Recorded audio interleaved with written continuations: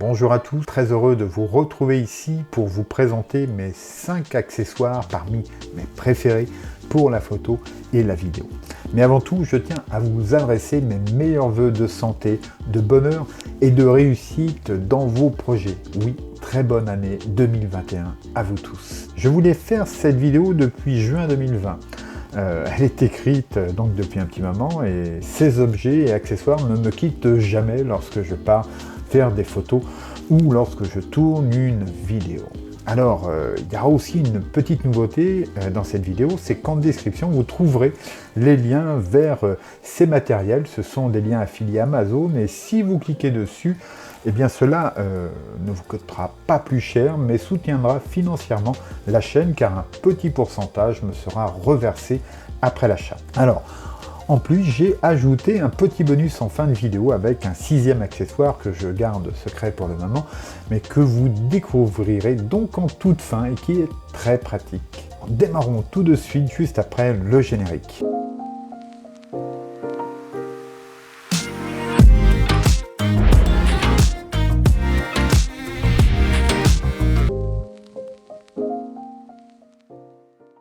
Premier objet de cette liste, la sangle. Oui, c'est un accessoire, selon moi, indispensable à la fois utilitaire pour porter et sécuriser son appareil photo.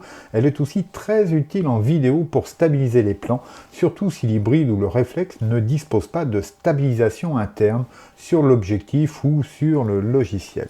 En effet, voici deux plans, le premier tourné à main levée sans la sangle et le second avec la sangle et bien sûr sans autre forme de stabilisation.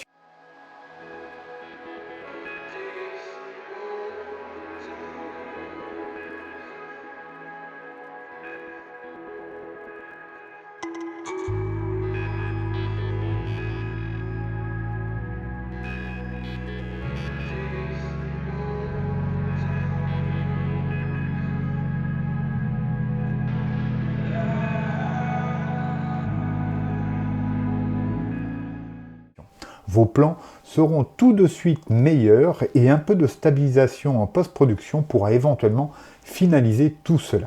Ici, la sangle que j'utilise est une Peak Design, la Slide Light, que j'apprécie beaucoup pour le confort et le système d'attache rapide super pratique et sécurisé. Le réglage de la longueur est aussi super pratique, c'est de la super qualité à tout point de vue. Ensuite, n'importe quelle sangle fera l'affaire pour la stabilisation de plan. Cependant, je trouve que le confort et la douceur de celle-ci, cette sangle Peak Design, est un vrai plus au niveau du confort, surtout au niveau du coût. Le deuxième objet, plutôt destiné à un usage en vidéo, voici le filtre ND variable. Oui, pour avoir un style cinématographique dans vos vidéos, il est important de contrôler la lumière qui arrive jusqu'au capteur. Pour respecter la règle des 180 degrés de l'obturateur, qui permet d'avoir un flou de mouvement réaliste et agréable à l'œil, c'est-à-dire un obturateur dont la vitesse est au double de celui du framerate, ou du nombre d'images par seconde. Par exemple, si l'on filme à 25 images par seconde, l'obturateur devra être réglé à 25 x 2, soit une vitesse de 50. Alors voici un plan où le filtre ND est en action. Vous pourrez voir une image avec un flou d'arrière-plan et un mouvement assez réaliste. Et cela est possible grâce au filtre ND variable. Le modèle que j'utilise est abordable et d'un bon rapport qualité-prix. C'est un Oya qui, pour un diamètre de 67 mm, coûte environ 70 €. Alors, petite précision importante, j'utilise ce filtre sur tous mes objectifs qui ont pourtant des diamètres différents. Et pour cela, je me sers de bacs d'adaptation qui ne coûtent que quelques euros. C'est évidemment beaucoup moins cher que d'avoir un filtre par diamètre d'objectif et cela fonctionne très bien. Troisième objet, et oui, entretenir son appareil est important. Et pour cela, l'outil principal sera la soufflette. Que ce soit pour l'extérieur de l'appareil ou pour le capteur qui attrape inévitablement quelques poussières, c'est vraiment l'outil parfait. Donc la soufflette, comme je vous le disais, elle dispose ici d'une valve, c'est-à-dire que quand on appuie dessus, elle se recharge en air par l'arrière, ce qui fait qu'on évite de reprendre les poussières qu'on aurait soufflées par le devant. Donc préférez un modèle comme celle-ci. Donc comment on s'en sert? Très simplement, on défie ici l'objectif. Voilà, on tient l'objectif voilà, vers le bas, et on va donner plusieurs coups de soufflette comme ici, et ensuite tout simplement on remet son objectif en place et normalement il n'y a plus de poussière sur le capteur, hein.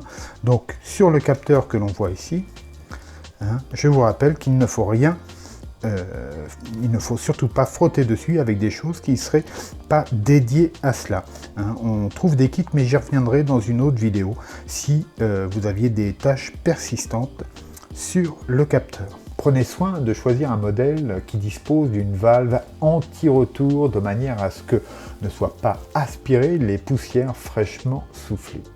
Alors pour finir cette partie entretien, pour les objectifs, j'utilise à la fois un chiffon microfibre, n'utilisez surtout pas de mouchoir ou de sopalin, ainsi qu'un stylo lens pen comme celui-ci pour finaliser le nettoyage. On trouve un peu partout le lens pen qui a ici un pinceau qui permet d'enlever les poussières de son appareil, voilà, très simplement.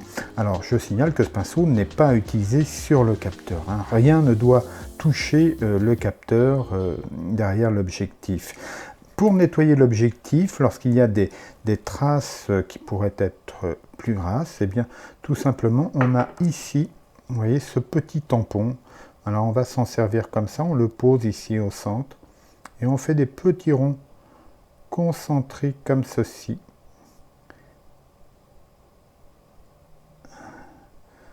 Voilà, on fait toute la surface. Alors moi j'ai un filtre neutre anti-UV sur l'objectif. Voilà un petit peu comment on s'en sert. Et à partir de là, voilà, on a un objectif bien prof, donc le lens pen. Il existe d'autres marques, moi je prends celle-ci, je la connais, elle me satisfait parfaitement et c'est pas voilà, beaucoup plus cher. Quatrième objet, pour cet accessoire j'ai fait une vidéo, il s'agit de la Minette Bowling BLP1 et je vous mets un lien ici pour plus d'informations. Cette petite lampe est très puissante, pour sa taille elle est autonome et elle garantit plus d'1 heure de lumière à pleine puissance. RGB est dotée d'effets, elle saura créer l'ambiance. Et elle sera aussi utile dans de nombreux cas pour déboucher les ombres en intérieur, pour éclairer un pack-shot ou aussi en macro ou proxy dans un sous-bois. Son prix est actuellement d'environ 130 €, ce n'est pas donné mais c'est un bel outil bien construit, solide. Cinquième objet.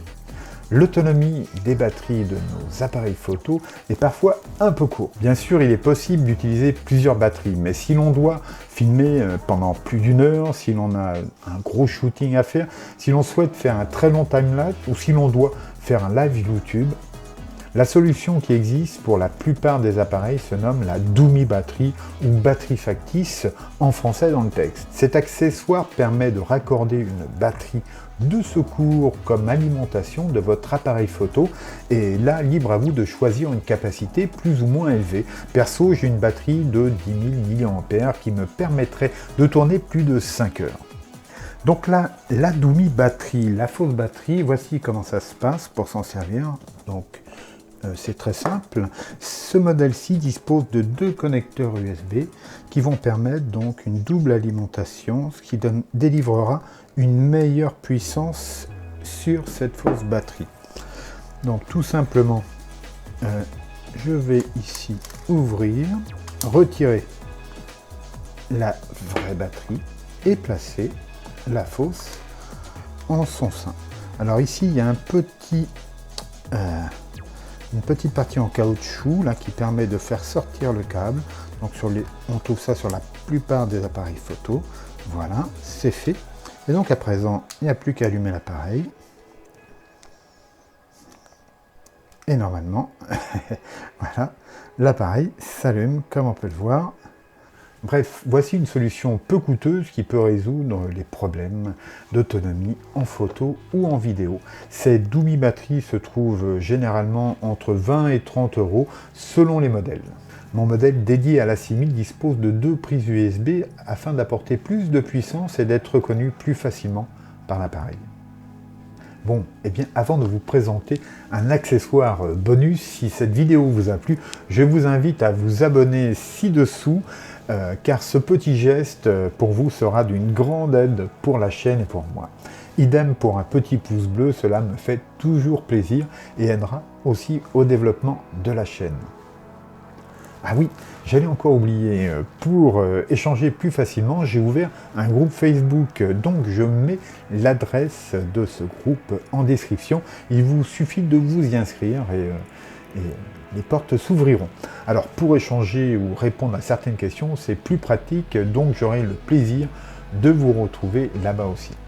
Allez, le 6e objet, le bonus. Bon, eh bien, quel est cet objet? Le voici, c'est un réflecteur. Le principe est simple. Par la réflexion, vous allez pouvoir ajouter de la lumière à une scène, que ce soit en photo ou en vidéo. Il y en a de toutes les tailles, c'est plutôt léger et ce n'est pas cher. Le modèle que j'utilise ici est un Neewer de 80 par 120 cm qui coûte une vingtaine d'euros. Donc là, je vous fais voir le réflecteur une fois qu'il est plié. Donc évidemment, quand c'est déplié, c'est beaucoup plus grand. Son atout, c'est qu'en fait, il cache bien son jeu, car en son sein, 5 revêtements sont disponibles. Vous pourrez l'utiliser dans différents cadres, en intérieur ou en extérieur, ajouter de la lumière, la réchauffer ou bien la couper.